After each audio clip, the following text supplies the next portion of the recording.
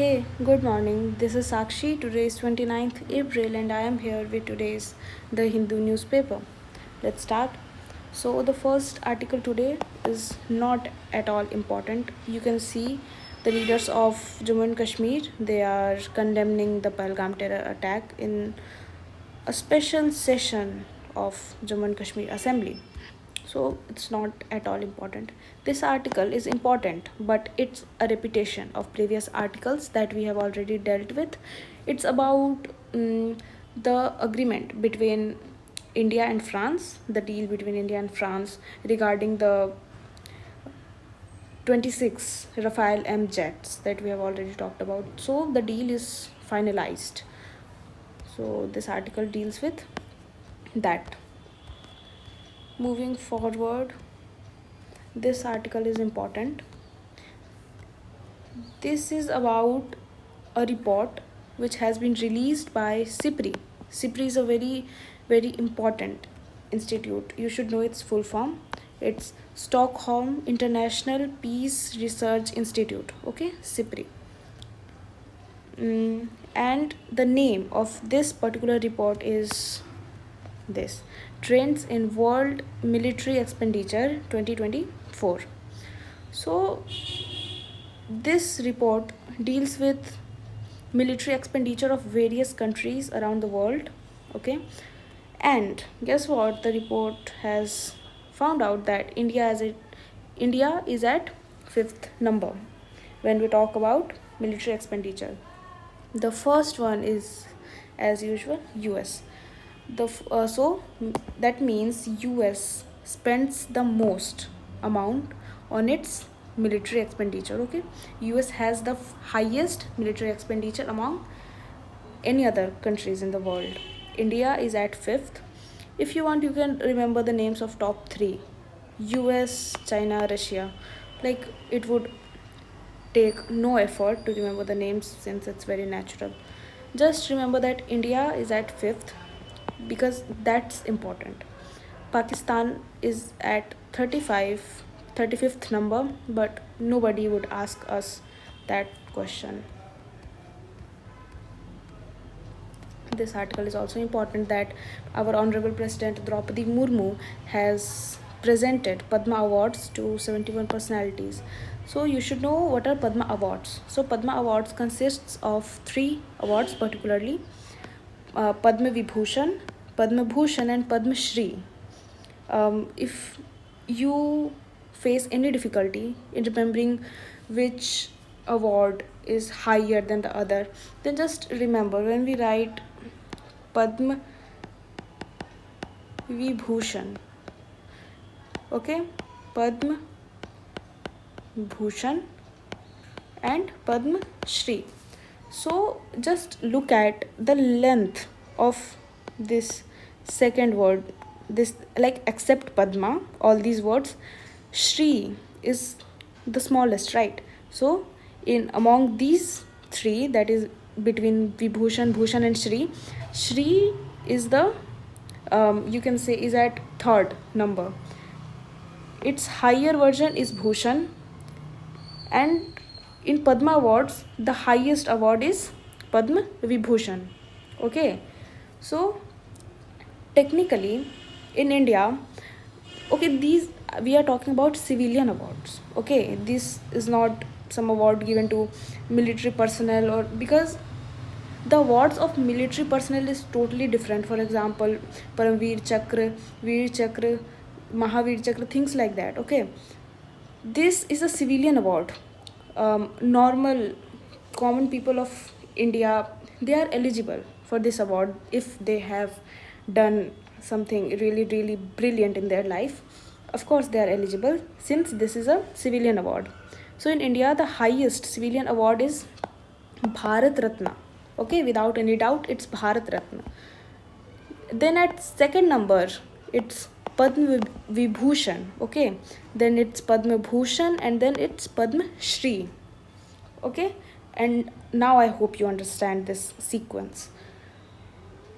You can see the importance of Padma Vibhushan by just looking at the number of people who have been chosen to get this award. Only 7 people have been nominated to take this award from Honorable President. So this ceremony, this took place. Where did this took place? At Rashtrapati Bhavan. Okay, this ceremony took place in Rashtrapati Bhavan. All the prominent leaders, our Honorable Prime Minister, everyone was present, and the awards have been presented to 71 personalities. Okay, so basically, this ceremony of award giving, this was just a part one. There will be a part two in which the other um, personalities who are left, they will be awarded for that. So yes, the total number of people whose name has been announced to receive the award is 139. Very very very very very important. Okay, like any exam can ask you the number of people who have been nominated for receiving Padma Awards, total number of people. So total number of people, it's 139. When the question asks you about total number of people who have been nominated for receiving Padma Vibhushan, okay, the second highest civilian award in India, then it would be 7. 7 thala for a reason. 7 would be the answer. 19 people have been nominated for Padma Bhushan, 113 have been nominated for Padma Shri. So, among this 139 nominees, there are 13 personalities who will be awarded posthumously, that is, after their death. So, yes. Today's articles are like most of the articles we are going to skip because we have already discussed it. This is about Pahalgam. You may or may not read it. This basically deals with the statement given by United Nations Security Council. This just weakens the significance of the statement by UNSC. This is just complaining that UNSC did not name the terrorist group that took the responsibility of the attack. UNSC did not even mention that the targets of the terrorists were non-Muslims. So yes, things like that, that's political. If you want, you can skip that. About this is again political. The resignation of Tamil Nadu's two ministers have resigned recently from Tamil Nadu cabinet due to some of the Supreme Court's remarks. So this is also political. Don't worry, skip that. This is again Pahalgam. We can skip that again. We have already dealt with a very important article previously on Pahalgam in great detail. This is about Papal Conclave. You must surely read this. I have already discussed everything about the conclave of College of Cardinals and things like that. So you can read it on your own. There is this fact which I want you to know. UDG, as we call it in short form, UDG is a constitution, apostolic constitution, which governs the process. The process of what? The process of electing the next pope. Okay, so you can read that on your own. Let's just discuss this first article today. This article is dealing with the importance of deputy speaker in the Lok Sabha, right? So we know that in assembly or in parliament there are, if you talk about a parliament, okay, there are two houses of our parliament, Rajya Sabha, Lok Sabha. There is president, who is also sometimes counted in, who is also a part of parliament. There is a speaker and a deputy speaker, so that when speaker is absent or when the speaker is not able to attend the debate or discussion, things like that, deputy speaker can smoothly take over his or her job.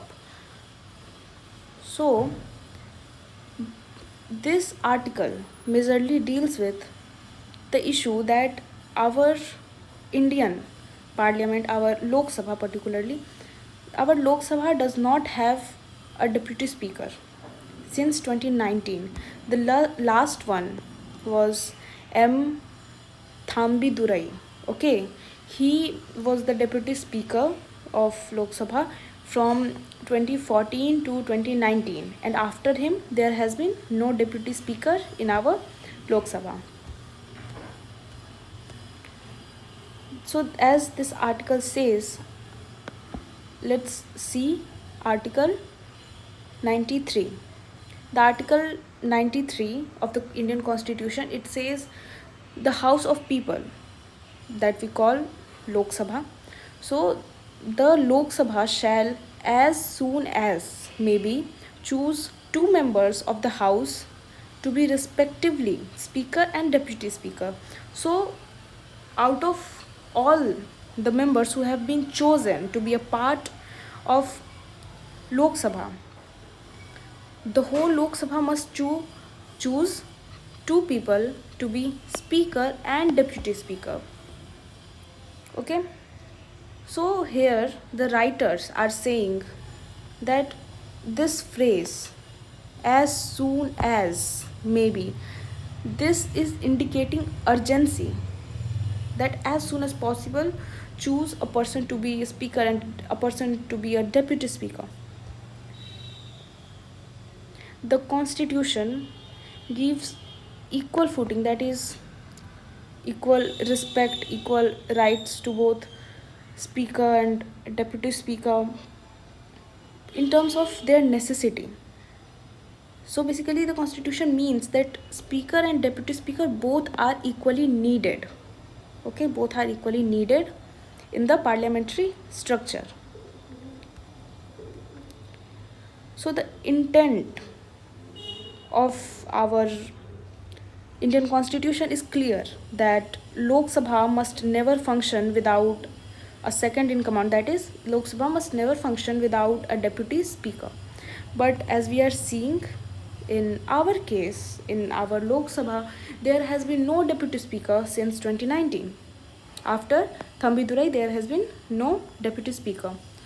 So here the writer is presenting some static facts that before our independence, it was in 1921. It was a time when the person we know today as deputy speaker, that same person, that same post at that time was known as deputy president. So Sachidanand Sinha was the first one to hold the office in 1921. Okay, and in the first elected deputy speaker in India's Lok Sabha, that is after our independence, of course, it was M.A. Iyengar. So it's some kind of static facts, please remember that. Then the writers are saying, the writers have talked about the constitutional importance of the post of deputy speaker, right? Now they are talking about its symbolic importance. What does it symbolize?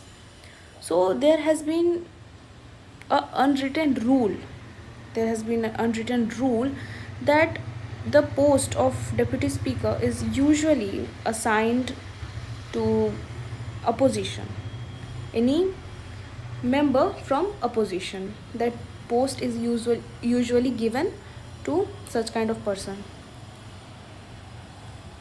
So writers are concluding here that despite its clear constitutional basis, that clearly constitution wants a deputy speaker as a necessity in the house, and its historic continuity. Okay, historically there has been no time in history when there was no deputy speaker in India, but today we are seeing for the past 6 years, there has been no deputy speaker in India. So despite all these things, India's deputy speaker seat in the Lok Sabha has remained vacant for entire term in the 17th Lok Sabha, that is from 2019 to 2024, and 18th Lok Sabha that was elected recently last year in 2024. That 18th Lok Sabha is yet to elect a deputy speaker. So the writer is just discussing that maybe we should like right now constitution does not prescribe a rigid timeline. So maybe there can be a way we can introduce a timeline, rigid timeline for offering the seat to for electing a person to be. So things like that, it's important since it deals with a unique figure, deputy speaker. So you can read that. So I guess today's newspaper is completed. Let me have a look. Yes, it is. Thank you so much. Jai Hind.